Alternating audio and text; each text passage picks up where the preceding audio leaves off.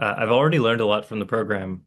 Um, the international regulatory framework for AI is fragmented. So here in the US, states and courts, rather than the federal government, are emerging as the leading shapers of AI rules. And internationally, the EU, the US, and China are each adopting their own distinct approaches. But as the previous speakers mentioned, most of the people in the world don't live in these places.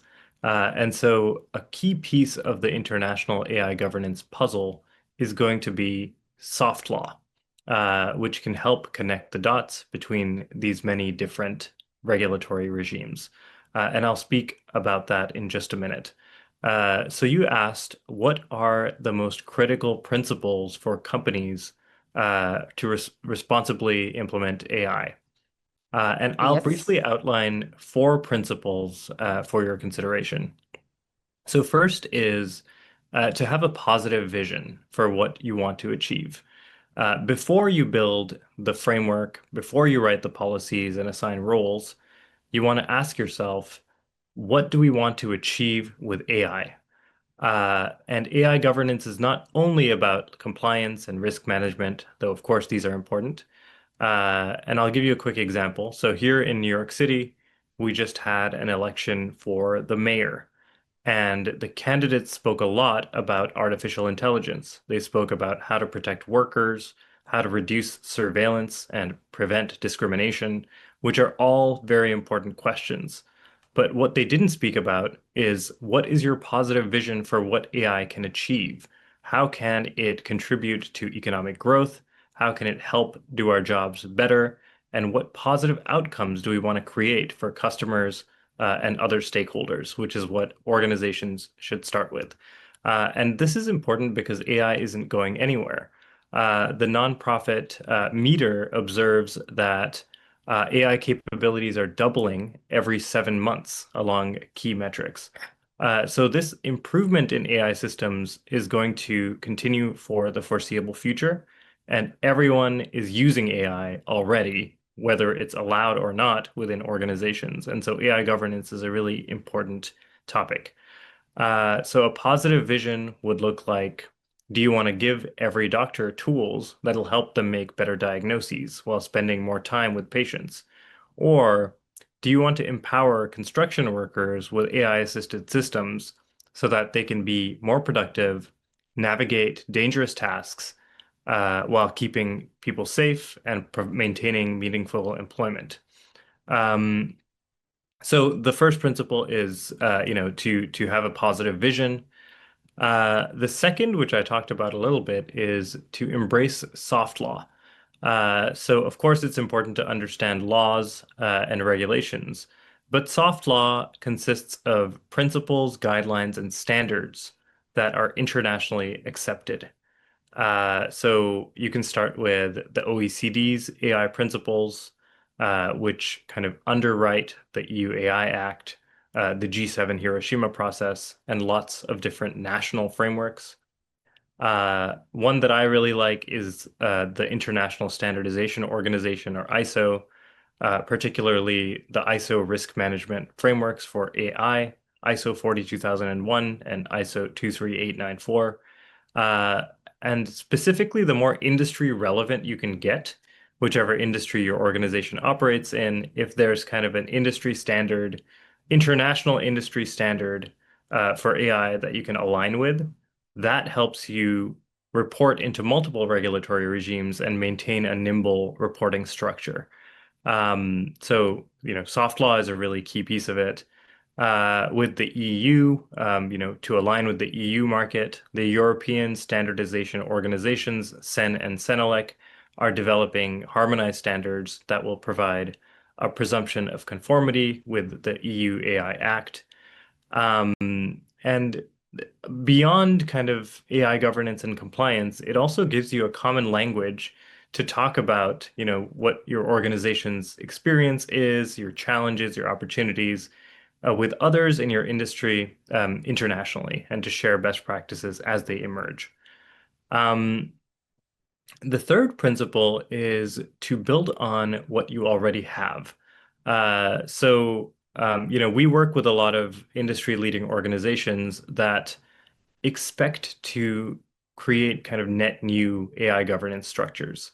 But what we're increasingly seeing is organizations building upon existing organizational structures, expertise, and culture rather than creating new committees and new processes. For example, some of the previous speakers talked about healthcare. In healthcare organizations, you already have patient safety committees, clinical governance structures, privacy compliance programs, and kind of other such functions and programs. So AI governance can integrate with whichever of these functions has a good culture, you feel is high functioning, is doing well. You can kind of add AI governance to their roles and responsibilities. In agriculture, similarly, you might have environmental compliance or farmer cooperative structures, and you can build your AI governance by extending the expertise of these groups. Your environmental monitoring programs can be extended to oversee AI systems' environmental impact, which is an increasing area of focus, particularly in the EU and with EU-aligned organizations. And then in energy and mining, companies, including some of the big kind of traditional oil and gas companies here in the United States, typically have technical governance committees that are very focused on engineering excellence, as well as kind of subcommittees that have safety review boards. For these sorts of companies, those are exactly the right foundations for AI governance because there is already a culture of technical excellence and safety. The engineers already understand, system reliability, failure modes, safety protocols.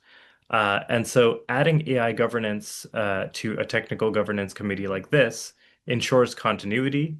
It leverages the internal expertise and it embeds AI governance within proven organizational structures that have delivered value for a long time.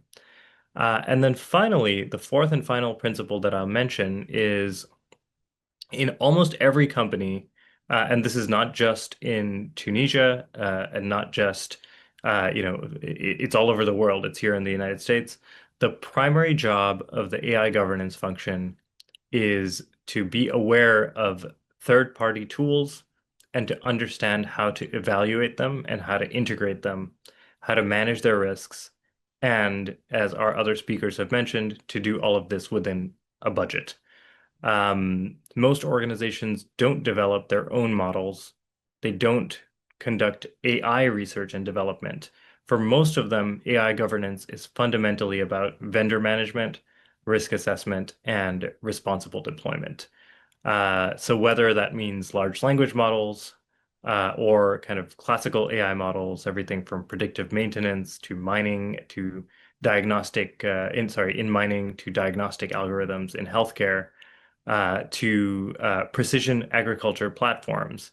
And so you don't need a team of AI researchers or machine learning PhDs to do AI governance well. What you need is people who understand your domain, your risks, and your stakeholders. And I'll stress again here that training is kind of a really key recurring component of developing this ability to evaluate vendors and to integrate their systems into your operations in an ongoing way.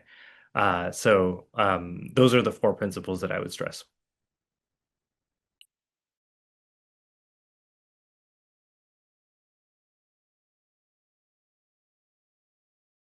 Sorry, I had a problem with my mic.